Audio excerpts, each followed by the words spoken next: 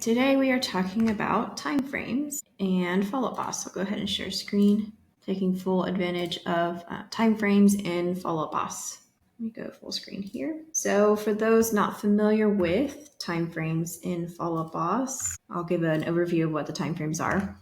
In FollowUpBoss, you're probably familiar with stages. That's in the people screen. You can change stage. You can customize the stages you use, or if you use the Zilla stages, you're probably familiar with those. So the stage under the details page in a profile, you can do like hot, warm, cold, for example, or nurture. You can consider those static. So what I mean by static is once a user or an agent or an ISA changes the stage of a lead in FollowUpBoss, it is always that stage until it is manually changed by a person or until it's changed by some sort of automation you create. But it's always that stage unless it's changed in some way by a person or through some type of like static automation you've placed. But earlier this year or late last year, FollowUpBoss implemented something called timeframes, which is what I'm showing at the bottom of the screen share circled. And you can consider timeframes a bit more dynamic. So when you set a time frame on a lead, which I have this test lead being shown on the screen share, after you set the time frame, as time moves on, then a lead can be moved from one smart list to another, which is what the superpower is of the time frame. So I'll share that in a bit more detail later, but just consider a stage more static and a time frame more dynamic, and you can use that to your advantage because historically agents may forget, and ISA more so agents may forget to change a stage to know, especially with like the colder stages like cold or warm or nurture, they may forget to change the stage as time progresses. You may set someone's stage to 6 months out, but then 6 months later forget 6 months has passed, so 6 months is now here. Versus time frame, as 6 months passes, time frame adjusts for people to show up on a smart list for higher priority follow-up as time progresses. So as a recap, since stages are static and timeframes are dynamic, you may be wondering, well, do you need to completely rethink the stages that you use? What if you use stages similar to what I just showed you, like A, hot, 0 to 3 months, B, warm, 3 to 6 months, cold, 6+ months? No, you don't need to completely rethink the stages that you use and completely rewrite stages. They may feel redundant, but something you need to consider is a person in FollowUpBoss cannot exist without being assigned a stage, but they can exist without a time frame. So that's the screenshot I'm showing you on the right side here. We have someone in a FollowUpBoss whose stage is past client, but the time frame is empty. And if you pull up anyone in FollowUpBoss, you can see probably a large list of people who have a stage assigned, but a time frame is empty. So if you rethink and rewrite the stages you use because you want to favor time frames for the time frame, you're at high risk of leads falling through the cracks if you want to implement something where you're only relying on time frames and nothing else, and leads will fall through the cracks. Another benefit, so that's benefit number one, time frames are dynamic. Benefit number two is for people who are more visual, which are a lot of folks, timeframes are color-coded. So what I mean by that, here's a screen grab of FollowUpBoss. You can see here, you see 3 different colors, black, green, and red. So black means we're not there yet. So let's say on the top of the screen, 1 month ago, we set the time frame for this lead on the top of the screen for 3 to 6 months from now. And it was set 1 month ago. So that means we're not here yet. It's only been 1 month since we set the time frame for 3 to 6 months from now. But once 2 more months have passed, the color will turn green because we're now within that time frame. So then you'll see the next 1, 2, 3, 4, 1, 2, 3, 4 people on the list are the color green. They are green because we're now within their time frame. We're here. Some were set 1 month ago, some were set 2 months ago, some 3 months ago. We're now still green because we're still within the time frame being set. It's go time, it's time to call. These are high priority leads. We're within the time frame. Now, in these examples, I'm only showing 0 to 3 months that were set within now. You might see some that say 6 to 12 months that are green because they were set 6 months ago. Or they might be green and say 6 to 12 months and they say set 9 months ago, and they're still green because they're still within that time frame. You might see some that say 3 to 6 months and they're green because it says set 4 months ago. They're simply going to be green because you're now within the time frame that you said the person will be ready to buy or sell property or work with you. Now, red means you're past the time frame and it's overdue. The agent or assigned person may have missed their opportunity. These are also very high priority, and you may have missed the opportunity, and you really need to call the lead and possibly update the time frame, or unfortunately, possibly update the stage if they've decided to buy or sell property without you. So those are the 3 examples you see here. The time frame was set to 0 to 3 months 4 months ago. So 0 to 3 months have passed because it's now been 4 months and that time frame has passed. And then at the bottom, 0 to 3 months has passed because that was set 5 months ago. So we're now 2 months overdue from that 0 to 3 month time frame. So, but you may be wondering, well, how do I take this to the advantage? Sure, it's cool that they're color coded and it might be dynamic, but how do you really take advantage of this functionality? Like colors is not really a functionality other than being visual. What does dynamic really mean? How do I take advantage of that? First, I only recommend adding in a time frame into your company's procedures and workflow in your CRM only after you've mastered daily best practices for what we recommend, which is zeroing out your current smart lists, your inbox, changing the stage, tagging your leads, using the dialer, taking advantage of the AI call summary and updating that call summary by adding in other additional notes if needed, and taking advantage of any automations that are triggered by these actions. Don't implement the time frame if you're not already using some sort of daily best practice already. If you are not, then implementing the time frame is going to fail miserably. If you don't have those standard operating procedures in place, then please don't try to layer in another task or daily operating procedure, daily workflow on top of asking yourself, if you're a solo agent, asking your team members to do one more step when they are going through their list of leads to call through. It's not going to be successful. This is why myself and our team at Key Technology, when we're setting up client accounts, we do not include the expectation for our clients and agents to use the time frame, because a lot of our clients have not implemented a daily best practice of zeroing out lists, inbox, reducing tasks, using the dialer, changing the stage, the tag, because layering in just that one more step of time frame is just going to be too much. It's a big enough struggle just to get people to make their calls and change the stage. So let's hold off on implementing time frame until those steps happen. So if that is not you, and if you have not implemented that daily best practice, that's okay. You can still watch this video and put it in your back pocket, bookmark it, save it for when you have implemented those daily best practices, but do not implement this yet. If you haven't implemented daily best practices, I will show you what to do at the end of this video for implementing those best practices. And again, just bookmark this and don't implement anything I'm showing you today. And just put your back pocket and say, oh, that's great to know. Now I know what to do for when I am ready to implement timeframes. Okay, step 1, and this is the big step here, layer in 3 smart lists above your static corresponding stage lists. So as I mentioned, consider your stages static. So you have, for example, hot, or if you use your Zillow stages, like spoke with customer, met with customer, appointment set, those are static, meaning it requires someone to manually change the stage.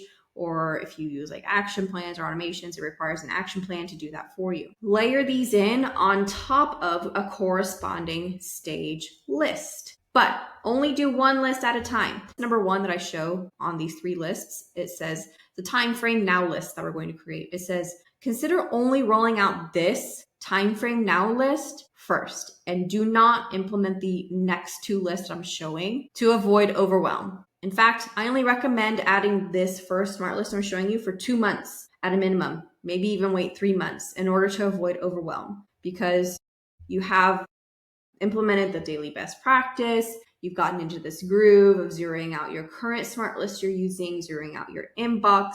With each individual change you're adding to your daily workflow, even if you're just a solo agent, it takes time to build that daily habit. So with simply adding in a daily habit of requiring yourself to now not only change the stage, log the call, update the note, and tag the lead, now you're requiring yourself and or your agents to add a time frame. That's additional step number one, but we're really adding in two additional steps. Step number one is you're requiring you and your agents to update the time frame. Step number two is now you're asking you and your agents to call through a brand new smart list.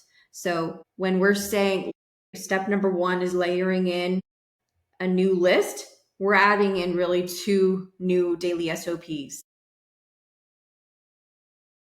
Standard operating procedure number one is updating the time frame manually. Daily operating procedure number two is updating using the smart list. So that's why I recommend if you're going to implement this, implement a little bit at a time. Don't implement everything all at once, especially when it comes to timeframes. Okay, so now I'm going to show you how to create the first smart list. I'm going to share FollowUpBoss. I am in blur mode in my account. So what do I mean? Well, first I'll show you how to create the smart list, and then I'll show you what I mean by layering it in. Okay, so in FollowUpBoss, you'll click the Pick People screen in the top right corner. And if you don't see this sidebar like I see it, and it looks like this, then just hover over the left corner, the yellow, blue, and red, and then click this button here to pin it. Now, if you have a lot of lists like me, then there'll be a lot of scrolling to do.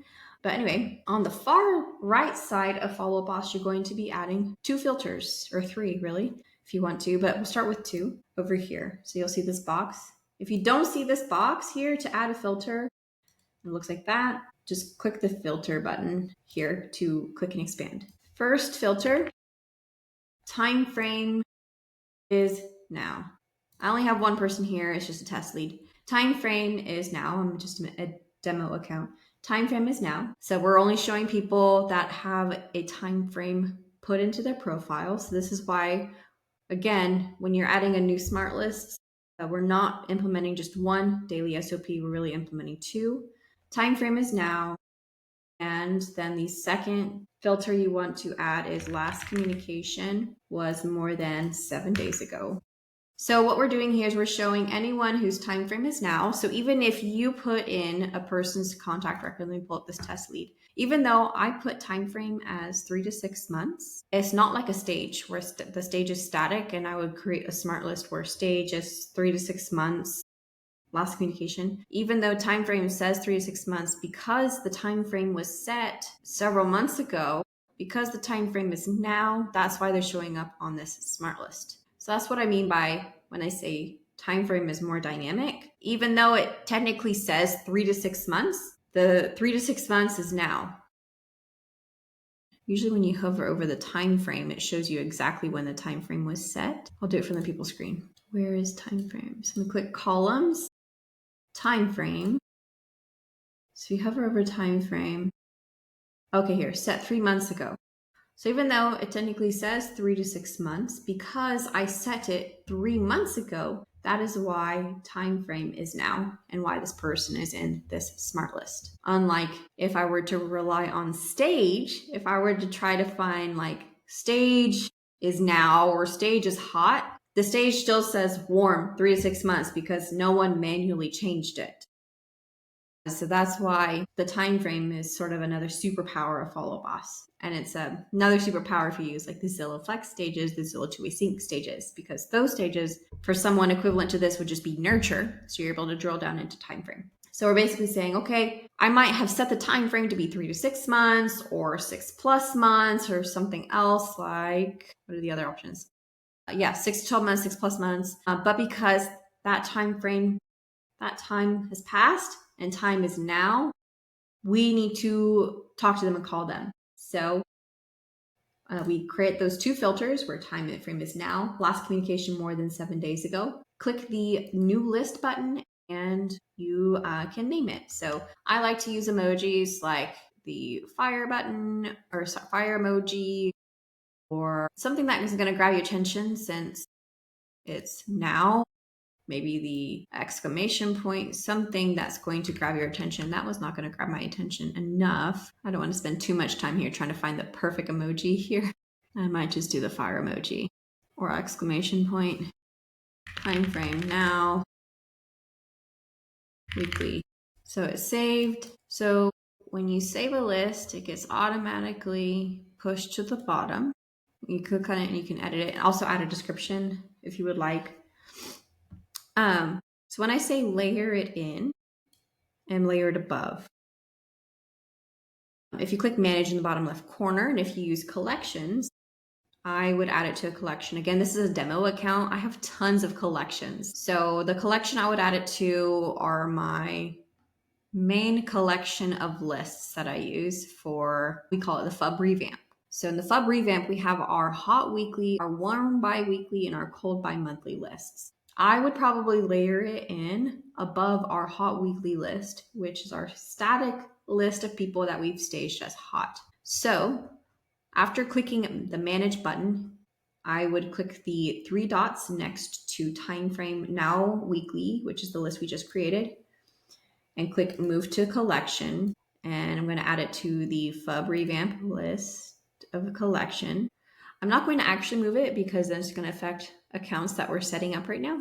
But you would click move to collection and then click and drag it like this with the dot, the 4 dots. And I would click and drag it to be above the hot weekly list. So it would be right above the hot weekly list here. Let me go back to here. So I would only implement that one smart list for time frame for now. And then that's it. And wait and evaluate, audit, remind the team and audit with the team, have regular conversations with the team about this list. Not only about this list, but remind the team to use the time frame filter, because unless they're using the time frame filter, then this list is pointless. So if you go to this list, in my account right now, there's only one person in this list, so this is not helpful at all. So unless your agents, or if it's just you, unless you are going in and not only going through your regular flow of changing the stage, tagging the lead as a buyer, updating the call note if needed,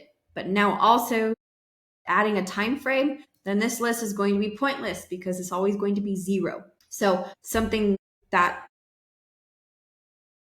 Jeff McGonigal was saying on a call just yesterday with Jeremy Wilson, he was saying agents needed to be reminded more than they need to be taught. So don't just expect that just because you created this smart list and told them about this smart list and told them about the time frame feature, that they're now going to all of a sudden use this and use a time frame filter. You need to regularly remind them and tell them the benefit of this list and tell them the benefit of the time frame, that it is dynamic, that is going to move people that would have otherwise just been left static in a warm list or a cold list or a freezing list or in the abyss. Is going to move them from a forgotten list to from a cold list to the hot list as their time frame gets closer and closer. Who would have otherwise, I mean, if you look at our cold list, who would have otherwise been stuck in this list of 179 people or 210 people. So once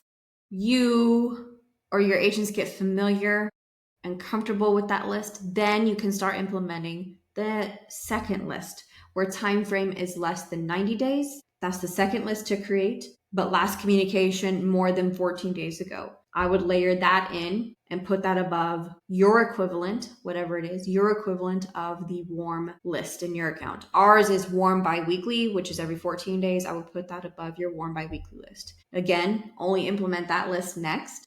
Wait 2 to 3 months. Again, don't just implement that list, tell your agents about it once and then assume they will use it. Remind them about the list, remind them about updating the time frame, remind them. Once they get comfortable with that, then implement the third list where time frame is less than 180 days, last communication more than 60 days ago, and layer that in above your equivalent of whatever your long-term nurture list is. Ours is called cold every 60 days. cold bi-monthly is what it's called. So ours are called hot weekly, warm bi-weekly, cold bi-monthly, and then our time frame list would be called time frame now weekly, time frame 90 days bi-monthly, and then we would actually make our time frame 180 days quarterly. Okay, now step number 2 is really a bonus. I call it a bonus rather than step number 2 because it would really be best if you have a virtual assistant. I wouldn't recommend this for if you're a solo agent and because you already are doing way too many things as a solo agent. I don't want to add more to your plate. As a team leader, I don't want to add more to your plate. And I really don't want to even add this to the plate of an ops manager or an admin. This is best for a virtual assistant or a database manager. Bonus is creating a smart list for your virtual assistant to regularly audit your FollowUpBoss account. 3 lists to fill in the gaps. Only roll this in after you have rolled out those 3 smart lists I showed you. Otherwise, there's no point in your virtual assistant doing audits and using timeframes, because if no one's using them, then there's no point. So list number 1, you're going to add 2 filters. Actually, just 1. Stage exclude lead. You can also do stage exclude, for example, ours is currently called contact. We are in the process of renaming it archive. So contact means like the lead is not interested. You're not interested in working with them for whatever reason, such as they're out of your area. They're not going to be buying a specific type of property you work with. They're out of your price point, like under your price point. You're not going to be referring them to someone. They're not a good fit.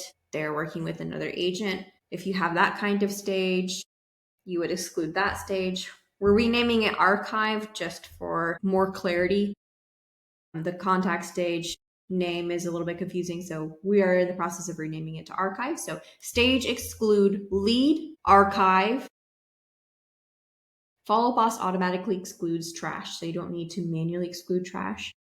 Depending on any other stages you may need to exclude for anyone you don't need to track, like stage exclude real estate agent, anyone that you really don't need to be working with. Stage exclude vendor is another example. Stage exclude closed. So for example, depending on how you use your past client stages, some of our clients will use stages like past client and closed. They'll use past client to track clients they've worked with and they want to keep in touch with, but then they'll use closed for clients they don't want to work with. So it all depends on your stage structure and the stage you want to exclude. But basically, do an audit of your stages and point out the stages that don't need to be tracked for nurturing and exclude all of those. If that list is longer than the stages you want to include, then flip your filter. Instead of doing stage exclude, then do stage include. Then it would be stage include hot, warm, cold, or stage include spoke with customer, met with customer, appointment set, met, nurture, something like that. Just determine which list is shorter, and that's the way you're going to set your filter for your first one. So either stage include or stage exclude for your first filter. And then your second filter is going to be time frame is empty. So let me show that in my FollowUpBoss account. So stage. Now for mine is really wonky because again, it's a demo account and I have so many stages. And I'm also using it for just like managing so many different types of FollowUpBoss account types. So I could do like stage include hot, warm, cold, freezing, or if you use Zillow stages, it could be like nurture, met with customer, appointment set, met. Oh, I don't have met.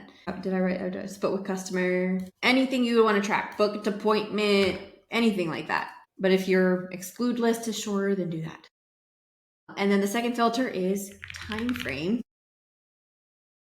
is empty. Then you're going to be given a list by FollowUpBoss. For the virtual assistant is going to be given a list by FollowUpBoss of leads that need a time frame that have been labeled by an agent that should have a time frame.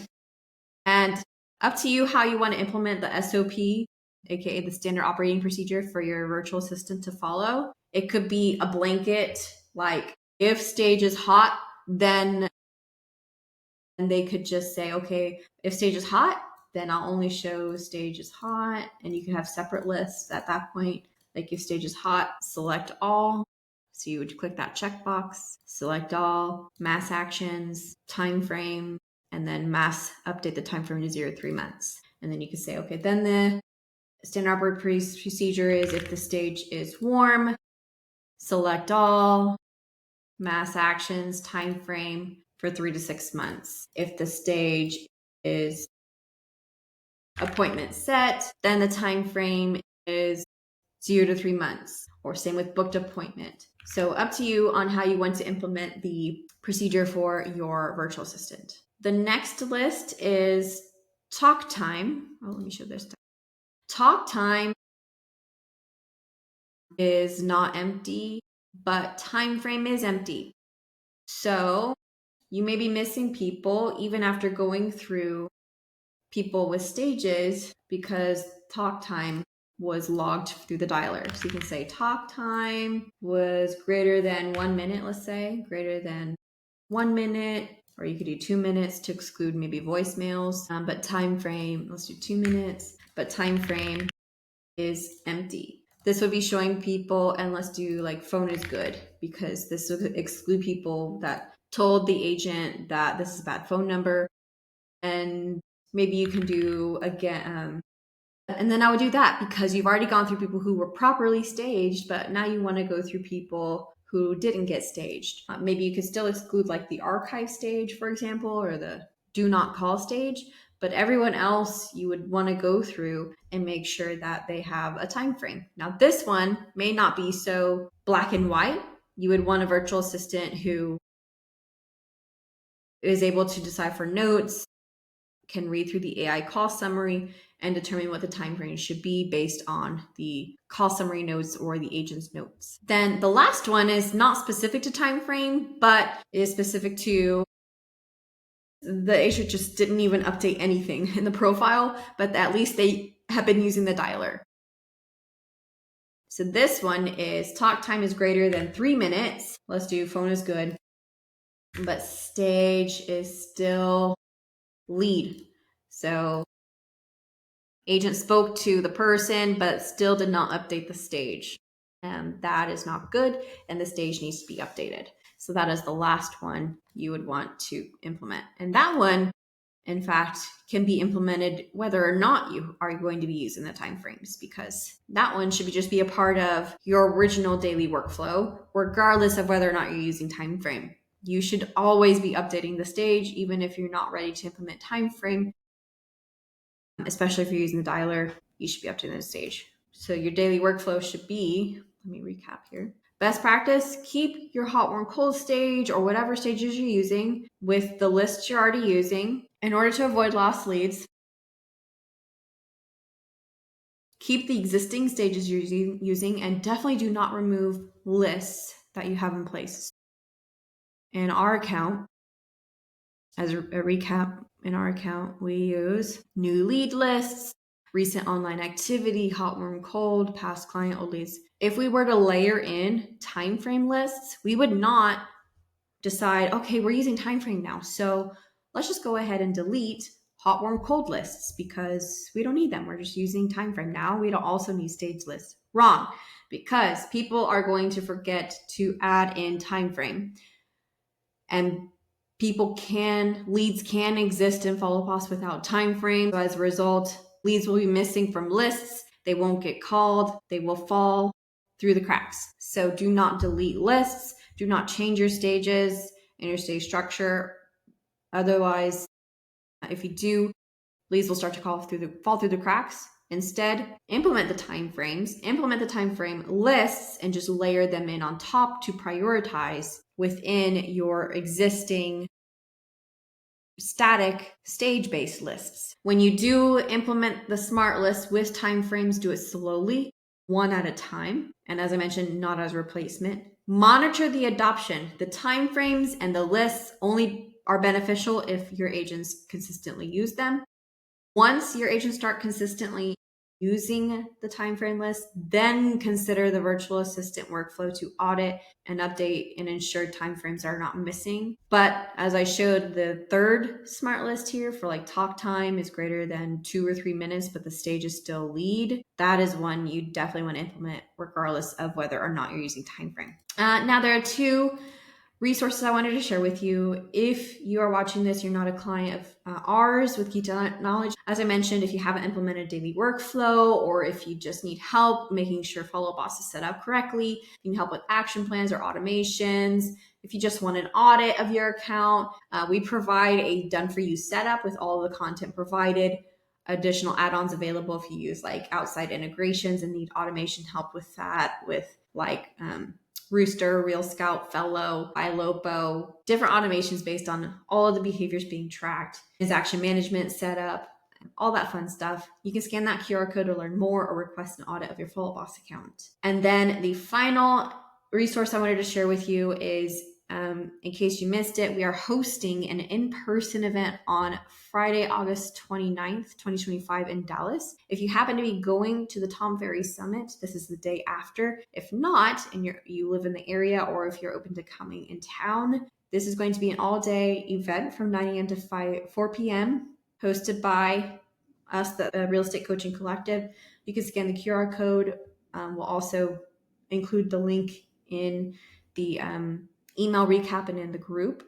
We have locked in a few of the speakers. Kimberly Music, she's going to be sharing exactly how she has been able to build her brand with her own organic posts. She doesn't use artificial intelligence. She doesn't like pre-schedule her posts. She posts on the spot. She is very real with her posts, and she messaged me the other week with a very fun and exciting email she got of someone secretly following her, a builder following her, and really enjoys her posts, and they reach out to her to collaborate with her on like a 124 home builder project.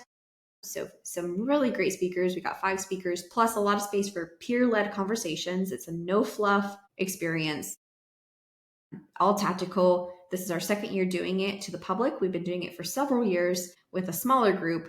We decided to explore with a bigger group. A shout out to our title sponsor for the event, Barra Agency, and Shiloh, Justin Benson, who will be doing a teaching session as well. We're excited to have them on board. So lots of great stuff, more information to come.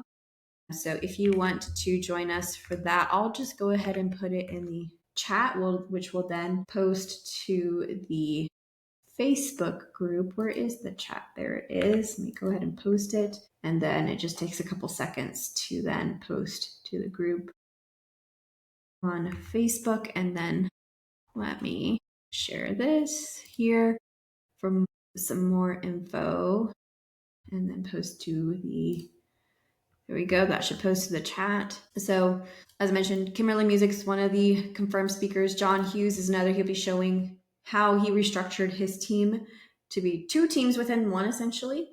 The first team is a sphere-based team, and the second one is a lead generation team. He realized that they are both high-producing real estate agent teams within one real estate team. One is focused solely on sphere-based real estate. They generate enough business from their sphere that they did not need lead generation, and the other one does need lead generation, and they needed to figure out how to not only recruit high producing agents, but also retain them. In order to retain them, they needed to figure out how to provide enough value to those team members to where they would stay. Because if you think about it, if they're getting enough business from Sphere, why would they want to stay on a team? So he's figured that out. But on top of that, both of those teams receive leads through Zillow Flex, and they are required to be a part of the Zillow Flex program, even the Sphere-based team. So that is really interesting that even the Sphere-based team are on the Zillow Flex program within that real estate team in Nevada. And they are happy, even that part of that very strict accountability and very strict procedure. So I'm very excited to hear how he's implemented all of that. That just sounds like a crazy, awesome, beautiful mess that he's created, and it works for them. So I'm excited to hear about his implementation for their operational team. And then he runs the sales management and operations for that team. And then, as I mentioned, Kimberly's strategy. We have a total of 5 speakers. We're finalizing their sessions and their topics, and they'll be added to this page here soon. So hope to see you there. Thank you so much, and we will see you at our next sessions next week.